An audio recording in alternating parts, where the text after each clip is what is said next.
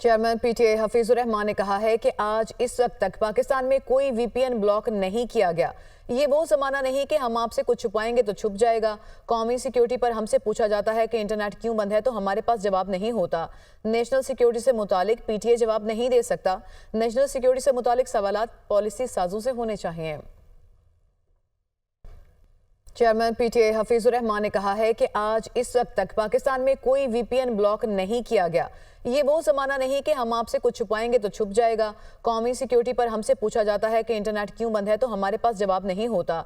National security से मुतालिक PTI जवाब नहीं दे सकता। नेशनल सिक्योरिटी से मुतालिक सवालात पॉलिसी साजों से होने चाहिए।